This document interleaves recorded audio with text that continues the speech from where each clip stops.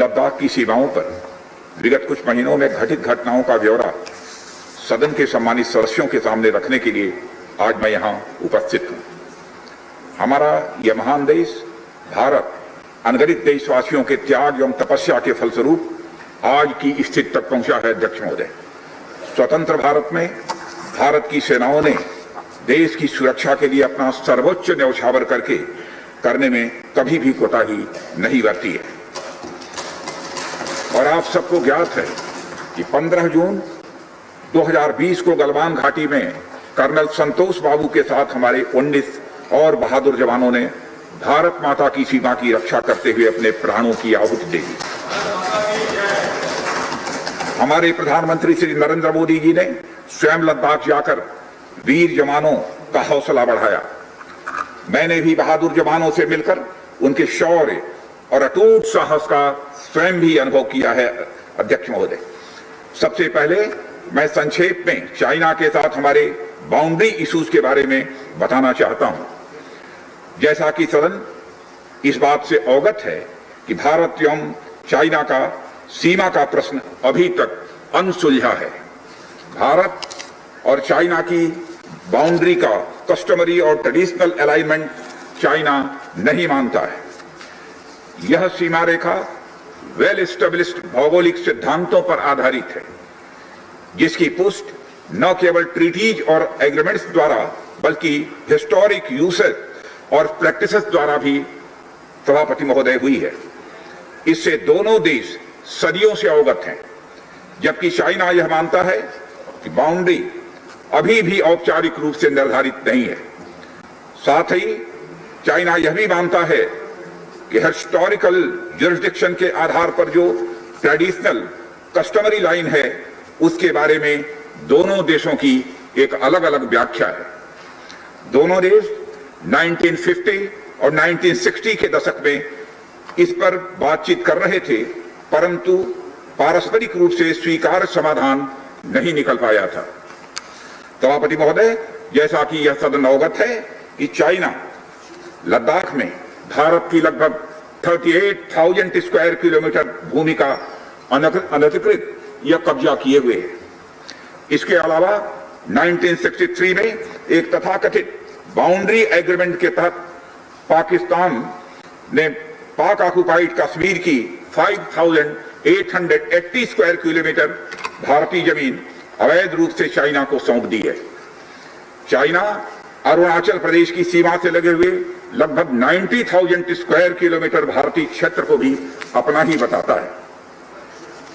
सभापति महोदय, भारत तथा चाइना दोनों ने औपचारिक तौर पर यह माना है कि सीमा का प्रश्न एक जटिल मुद्दा है, जिसके समाधान के लिए पेशेंस की आवश्यकता है तथा इस मुद्दे का फेयर, रीजनेबल और म्यूचुअली एक्सेप्टेबल समाधान शांतिपूर्ण बातचीत के द्वारा निकाला जाए। ये दोनों इस बात पर सहमत हैं। अंतरिम रूप से दोनों पक्षों ने यह मान लिया है कि सीमा पर शांति और स्थिरता बहाल रखना द्विपक्षीय संबंधों को बढ़ाने के लिए यह नितांत आवश्यक है। मैं यह भी बताना चाहता हूं सभापति महोदय कि अभी तक इंडिया चाइना के बॉर्डर एरियाज में commonly delineated line of actual control नहीं है और एलएसी को लेकर दोनों का परसेप्शन भी यह अलग अलग है। इसलिए पीस और ट्रैंक्विलिटी बहाल रखने के लिए दोनों देशों के बीच कई तरह की एग्रीमेंट्स और प्रोटोकॉल्स भी हुए हैं। इन समझौतों के तहत दोनों देशों ने यह माना है कि एलएसी पर शांति और स्थिरता बहाल रखी जाए, जिस पर एलएसी की अपनी अपनी रेस्पेक्टिव पोजीशंस और बाउंड्री क्वेश्चंस का कोई प्रभाव नहीं पड़ेगा। इस आधार पर वर्ष 1988 के बाद से दोनों देशों के बाइलेटरल रिलेशंस में काफी विकास भी हुआ है। भारत का मानना है कि बाइलेटरल रिलेशंस को विकसित किया जा सकता है तथा साथ ही साथ बाउंड्री के मुद्दे के समाधान के बारे में चर्चा भी की जा सकती है। यह हम दोनों काम कर सकते हैं, परंतु एलएसी पर पीस और ट्रैंक्विलिटी में किसी भी प्रकार की गंभीर स्थिति का बाइलेटरल रिलेशंस पर निश्चित रूप से असर पड़ेगा, यह बात भी दोनों पक्षों को अच्छी तरह समझनी चाहिए। वर्ष 1993 और 1996 के समझौते में इस बात का जिक्र है कि एलएसी के पास दोनों देश अपनी सेनाओं की संख्या कम से कम रखेंगे। समझौते में यह भी है कि जब तक बाउंड्री इशू का पूर्ण समाधान नहीं होता है, तब तक एलएसी को स्ट्रिक्टली रेस्पेक्ट और एडहर किया जाएगा और उसका उल्लंघन किसी भी सूरत में नहीं किया जाएगा। सभापति महोदय, इन समझौतों में भारत व चाइना एलएसी के क्लैरिफिकेशन द्वारा एक कॉमन अंडरस्टैंडिंग पर पहुंचने के लिए भी प्रतिबद्ध हुए थे, पूरी तरह से कमिटेड थे। इसके आधार पर 1990 से 2003 तक दोनों देशों द्वारा एलएसी पर एक कॉमन अंडरस्टैंडिंग बनाने की कोशिश की गई, लेकिन इसके बाद चाइना ने इस कार्रवाई को आगे बढ़ाने पर अपनी सहमति नहीं जताई। इसके कारण कई जगहों पर चाइना तथा भारत के बीच एलएसी परसेप्शंस में ओवरलैप बराबर बना रहता है। इन क्षेत्रों में तथा बॉर्डर के कुछ अन्य इलाकों में दूसरे समझौतों के आधार पर दोनों की सेनाएं फेस आसाद की स्थिति का बराबर समाधान निकालती हैं, जिससे कि शांति कायम रहे। सभापति महोदय, इससे पहले कि मैं सदन को वर्तमान स्थिति के बारे में बताऊं, मैं यह बताना चाहता हूं कि सरकार की विभिन्न इंटेलिजेंस एजेंसीज के बीच कोऑर्डिनेशन का एक इलेबोरेट और टाइम टेस्टेड मैकेनिज्म है, जिसमें सेंट्रल पुलिस फोर्सेस और तीनों आर्म्ड फोर्सेस की इंटेलिजेंस एजेंसी भी शामिल हैं। टेक्निकल और ह्यूमन इंटेलिजेंस को लगातार कोऑर्डिनेटेड तरीके से इकट्ठा किया जाता है तथा आर्म्ड फोर्सेस से उनके डिसीजन मेकिंग के लिए शेयर भी किया जाता है। सभापति महोदय, मैं अब सदन को इस साल उत्पन्न परिस्थितियों के बारे में अवगत कराना चाहता हूं। अप्रैल माह से ईस्टर्न लद्दाख की सीमा पर चाइना ने सेनाओं की संख्या तथा उनके आर्मामेंट्स में वृद्धि की है, जिसे स्पष्ट रूप से देखा गया है। मई महीने के प्रारंभ में चाइना ने गलवान घाटी क्षेत्र में हमारी ट्रुप्स की नॉर्मल ट्रेडिशनल पेट्रोलिंग पैटर्न में व्यवधान डालना शुरू किया, जिसके कारण फेस ऑफ की स्थिति उत्पन्न हुई। ग्राउंड कमांडर्स द्वारा इस समस्या को सुलझाने के लिए विभिन्न समझौतों तथा प्रोटोकॉल के तहत वार्ता की जा रही थी कि इसी बीच मई महीने के मध्य में सभापति महोदय, चाइना द्वारा वेस्टर्न सेक्टर में कई स्थानों पर एलएसी पर ट्रांसग्रेशन करने की कोशिश की गई। इसमें कोंकला, गोगरा और पेंगोंग लेक का नॉर्थ बैंक शामिल है। इन कोशिशों को हमारी सेनाओं ने समय पर देख लिया तथा उसके लिए आवश्यक जवाबी कार्रवाई भी हमारी सेना ने की, सभापति महोदय। और हमने चाइना को डिप्लोमेटिक तथा मिलिट्री चैनल्स के माध्यम से यह अवगत करा दिया, इस प्रकार की गतिविधियां यथास्थिति को यानी स्टेटस को एक तरफा बदलने का प्रयास है, और यह भी साफ कर दिया कि ये प्रयास हमें किसी भी सूरत में सभापति महोदय मंजूर नहीं है। यह दो टूक शब्दों में यह चाइना को बता दिया गया है। एलएसी के ऊपर फ्रिक्शन बढ़ता हुआ देखकर दोनों तरफ के सैन्य कमांडरों ने 6 जून 2020 को मीटिंग की तथा इस बात पर सहमति बनी कि रेसिप्रोकल एक्शंस के आधार पर डिसएंगेजमेंट किया जाना चाहिए। दोनों पक्ष इस बात पर भी सहमत हुए कि एलएसी को माना जाएगा तथा कोई ऐसी कार्रवाई नहीं की जाएगी जिससे यथास्थिति यानी स्टेटस को बदले। किंतु इस सहमति के उल्लंघन में चीन द्वारा एक बहुत ही वायलेंट फेस ऑफ की स्थिति 15 जून को गलवान में क्रिएट की गई। हमारे बहादुर सिपाहियों ने, बहादुर जवानों ने अपनी जान का बलिदान दिया, पर साथ ही चीनी पक्ष को भी भारी क्षति पहुंचाई है सभापति महोदय, और अपनी सीमा की सुरक्षा में कामयाब भी रहे। इस पूरी अवधि के दौरान हमारे बहादुर जवानों ने जहां संयम की जरूरत थी वहां संयम रखा, और जहां शौर्य की जरूरत थी वहां शौर्य का भी प्रदर्शन किया। मैं सदन से यह अनुरोध करता हूं कि हमारे सैनिकों की वीरता एवं बहादुरी की भूरी भूरी प्रशंसा की जानी चाहिए। हमारे बहादुर जवान अत्यंत मुश्किल परिस्थितियों में अपने अथक प्रयास से समस्त देशवासियों को सुरक्षित रखने के अपने दायित्व का निर्वहन कर रहे हैं। सभापति महोदय, एक ओर किसी को भी हमारी सीमा की सुरक्षा के प्रति हमारे दृढ़ निश्चय या डिटर्मिनेशन के बारे में संदेह नहीं होना चाहिए, वहीं भारत यह भी मानता है कि पड़ोसियों के साथ शांतिपूर्ण संबंधों के लिए आपसी सम्मान और संवेदनशीलता भी यह रखना आवश्यक है। चूंकि इस मौजूदा स्थिति का बातचीत के जरिए समाधान चाहते हैं, हमने चाइनीज साइड के साथ डिप्लोमेटिक और मिलिट्री इंगेजमेंट बनाए रखा है। इन डिस्कशंस में 3 की प्रिंसिपल्स हमारी अप्रोच को सभापति महोदय तय करते हैं। पहला, दोनों पक्ष को एलएसी का सम्मान और कड़ाई से पालन करना चाहिए। फर्स्ट, सेकंड, किसी भी पक्ष को अपनी तरफ से यथास्थिति का यानी स्टेटस को का उल्लंघन करने का प्रयास नहीं करना चाहिए। थर्ड, दोनों पक्षों के बीच सभी समझौतों और अंडरस्टैंडिंग्स का पूर्णतया पालन करना चाहिए।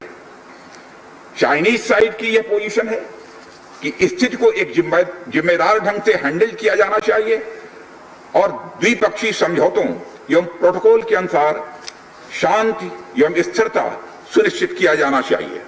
लेकिन सभापति महोदय, इसके बावजूद चीन की गतिविधियों से यह पूरी तरह से स्पष्ट है, उसकी कथनी और उसकी करनी में अंतर है। और इसका प्रमाण है कि जब डिस्कशन चल ही रहे थे, चीन की तरफ से 29 और 30 अगस्त की रात को प्रोवोकेटिव माने उकसाने वाली, भड़काने वाली है सैनिक कार्रवाई की गई, तो चीन की तरफ से की गई, भारत की तरफ से नहीं की गई।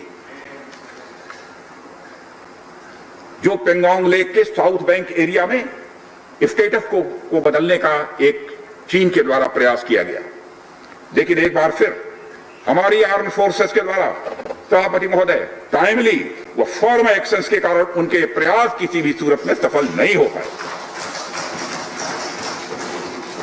सभापति महोदय, जैसा कि उपर्युक्त घटनाक्रम से स्पष्ट है, चीन की कार्रवाई से हमारे विभिन्न द्विपक्षीय समझौतों के प्रति उसका डिसरिगार्ड दिखता है। चीन द्वारा ट्रुप्स की भारी मात्रा में तैनाती किया जाना 1993 और 1996 के समझौतों का उल्लंघन है। एलएसी का सम्मान करना और उसका कड़ाई से पालन किया जाना सीमा क्षेत्रों में शांति और सद्भाव का यह आधार है और इसे 1993 और 1996 के समझौतों में स्पष्ट रूप से स्वीकार भी किया गया है, जबकि हमारी आर्म फोर्सेस इसका पूरी तरह से पालन करती हैं। सभापति महोदय, चाइनीज साइड की ओर से ऐसा नहीं हुआ है। उनकी कार्रवाई के कारण एलएसी के आसपास समय समय पर फेस ऑफ और फ्रिक्शंस पैदा हुए हैं। जैसा कि मैंने पहले भी उल्लेख किया, इन समझौतों में फेस ऑफ की स्थिति से निपटने के लिए विस्तृत प्रोसीजर्स और नॉर्म्स भी निर्धारित हैं। तथापि इस वर्ष हाल की घटनाओं में चाइनीज फोर्सेस का वायलेंट कंडक्ट सभी म्यूचुअली एग्रीड नॉर्म्स का यह पूर्णतया उल्लंघन है। सभापति महोदय, अभी की स्थिति के अनुसार चाइनीज साइड ने एलएसी और अपने अंदरूनी क्षेत्रों में बड़ी संख्या में सैनिक टुकड़ियां और गोला बारूद मोबिलाइज किया हुआ है। पूर्वी लद्दाख और गोगरा, कोंकला और पेंगोंग लेक का नॉर्थ और साउथ बैंक्स पर कई फ्रिक्शन एरियाज हैं। चीन की कार्रवाई के जवाब में हमारी आर्म फोर्सेस ने भी इन क्षेत्रों में उपयुक्त काउंटर डिप्लॉयमेंट्स किए हैं ताकि भारत की सीमा पूरी तरह से सुरक्षित रहे। अध्यक्ष महोदय, सदन को आश्वस्त रहना चाहिए, फिर से बात दोहराना चाहता हूं सभापति महोदय, सदन को आश्वस्त रहना चाहिए कि हमारी आर्म फोर्सेस इस चुनौती का सफलता से सामना करेंगी और इसके लिए उन्हें सचमुच उन पर हमें गर्व है। अभी जो स्थिति बनी हुई है उसमें संवेदनशील ऑपरेशनल मुद्दे शामिल हैं, सेंसिटिव ऑपरेशनल इश्यूज यह शामिल है। इसलिए मैं इस बारे में ज्यादा ब्यौरे का खुलासा नहीं करना चाहूंगा और मैं आश्वस्त हूं यह सदन इस संवेदनशीलता को समझेगा। सभापति महोदय, कोविड-19 के चुनौती भरे समय में हमारी आर्म्ड फोर्सेज और आईटीबीपी का तेजी से डिप्लॉयमेंट हुआ है। उनके प्रयासों को एप्रिशिएट किए जाने की जरूरत है और यह इसलिए भी संभव हुआ है क्योंकि सरकार ने पिछले कुछ वर्षों में बॉर्डर इंफ्रास्ट्रक्चर के विकास को काफी अहमियत दी है। सदन को जानकारी है कि पिछले कई दशकों में चीन ने बड़े पैमाने पर इंफ्रास्ट्रक्चर एक्टिविटी सीमा पर प्रारंभ की है, जिनसे बॉर्डर एरियाज में उनके डिप्लॉयमेंट की क्षमता भी बढ़ी है। इसके जवाब में हमारी सरकार ने भी बॉर्डर इंफ्रास्ट्रक्चर डेवलपमेंट के लिए बजट को बढ़ाया है, जो पहले से लगभग 2 गुना से अधिक है। इसके फलस्वरूप बॉर्डर एरियाज में काफी रोड्स और ब्रिजेस भी बनाए गए हैं। इससे न केवल लोकल पॉपुलेशन को जरूरी कनेक्टिविटी ही मिली है, बल्कि हमारी आर्म्ड फोर्सेस को बेहतर लॉजिस्टिकल सपोर्ट भी मिला है। इसके कारण वे बॉर्डर एरियाज में अधिक अलर्ट रह सकते हैं और जरूरत पड़ने पर बेहतर जवाबी कार्रवाई भी कर सकते हैं। और आने वाले समय में भी सरकार इस उद्देश्य के प्रति पूरी तरह से प्रतिबद्ध रहेगी। देश हित में हमें कितना ही बड़ा और कितना ही कड़ा कदम उठाना पड़े, सभापति महोदय, हम पीछे नहीं हटेंगे। माननीय सभापति महोदय, मैं इस बात पर बल देना चाहूंगा कि भारत हमारे बॉर्डर एरियाज में मौजूदा मुद्दों का हल शांतिपूर्ण बातचीत और विचार विमर्श के जरिए किए जाने के प्रति पूरी तरह से प्रतिबद्ध है। इस उद्देश्य से मैं अपने चाइनीज काउंटर पार्ट से 4 सितंबर को मॉस्को में मिला और उनसे हमारी मौजूदा स्थिति के बारे में व्यापक चर्चा भी हुई है। मैंने स्पष्ट तरीके से हमारी चिंताओं को चीनी पक्ष के सामने रखा है, जो उनकी बड़ी संख्या में ट्रूप्स की तैनाती, आक्रामक रवैया और एक तरफा स्टेटस को बदलने की कोशिश से संबंधित था। इन सब सारे मुद्दों को अपने काउंटर पार्ट के सामने हमने रखा है और मैंने 2 टूक शब्दों में यह स्पष्ट किया कि हम इस मुद्दे को शांतिपूर्ण ढंग से हल करना चाहते हैं और हम चाहते हैं कि चीनी पक्ष हमारे साथ मिलकर काम करे। वहीं हमने यह भी स्पष्ट कर दिया कि हम भारत की एकता, संप्रभुता और अखंडता की रक्षा के लिए पूरी तरह से प्रतिबद्ध हैं। यह भी हमने पूरी तरह से स्पष्ट कर दिया। इसके बाद मेरे सहयोगी विदेश मंत्री श्री जयशंकर जी भी 10 सितंबर को मॉस्को में चाइनीज विदेश मंत्री से मिले। दोनों एक एग्रीमेंट पर पहुंचे, सभापति महोदय, कि यदि चाइनीज साइड द्वारा सिंसियरली और फेथफुली एग्रीमेंट को इंप्लीमेंट किया जाता है तो कंप्लीट डिसएंगेजमेंट प्राप्त किया जा सकता है और बॉर्डर एरियाज में शांति भी स्थापित की जा सकती है। सभापति महोदय, जैसा कि सदस्यों को जानकारी है, बीते समय में भी चीन के साथ हमारे बॉर्डर एरियाज में लंबे स्टैंड ऑफ की स्थिति कई बार बनी है, जिसका शांतिपूर्ण तरीके से समाधान भी किया गया था। हालांकि इस वर्ष की स्थिति, चाहे वो ट्रूप्स की स्केल ऑफ इन्वॉल्वमेंट हो या फ्रिक्शन पॉइंट्स की संख्या हो, हम पहले से बहुत अलग हैं।